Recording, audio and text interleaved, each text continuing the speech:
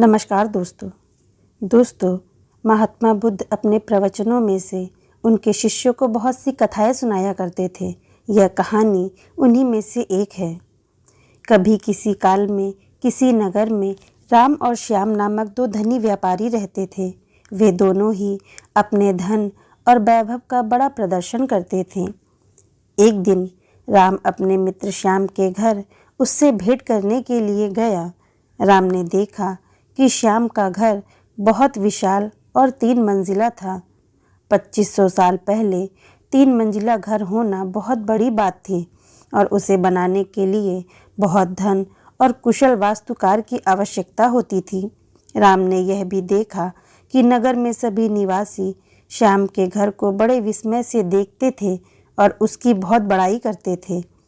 अपने घर वापसी पर राम बहुत उदास था कि श्याम के घर ने सभी का ध्यान खींच लिया था।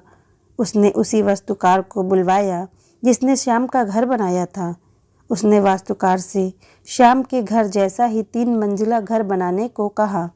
वास्तुकार ने इस काम के लिए हामी भर दी और काम शुरू हो गया। कुछ दिनों बाद राम काम का मुआयना करने के लिए निर्माण स्थल पर गया। जब उसने नींव खोदे जाने के लिए मजदूरों को गहरा गड्ढा खोदते देखा तो वास्तुकार को बुलाया और पूछा कि इतना गहरा गड्ढा क्यों खोदा जा रहा है। मैं आपके बताए अनुसार 3 मंजिला घर बनाने के लिए काम कर रहा हूँ। वास्तुकार ने कहा, सबसे पहले मैं मजबूत नींव बनाऊंगा, फिर क्रमशः पहली मंजिल, दूसरी मंजिल और तीसरी मंजिल बनाऊंगा। मुझे इस सब से कोई मतलब नहीं है। राम ने कहा, तुम सीधे ही तीसरी मंजिल बनाओ और उतनी ही ऊंची बनाओ जितनी ऊंची तुमने श्याम के लिए बनाई थी। नींव की और बाकी मंजिलों की परवाह मत करो। ऐसा तो नहीं हो सकता, वास्तुकार ने कहा। ठीक है, यदि तुम यह नहीं करोगे तो मैं किसी और से करवा लूँगा, राम ने नाराज होकर कहा।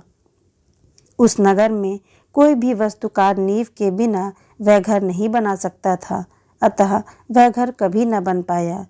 अंत में किसी भी बड़े कार्य को संपन्न करने के लिए उसकी नींव सबसे मजबूत बनानी चाहिए एवं काम को योजनाबद्ध तरीके से किया जाना चाहिए।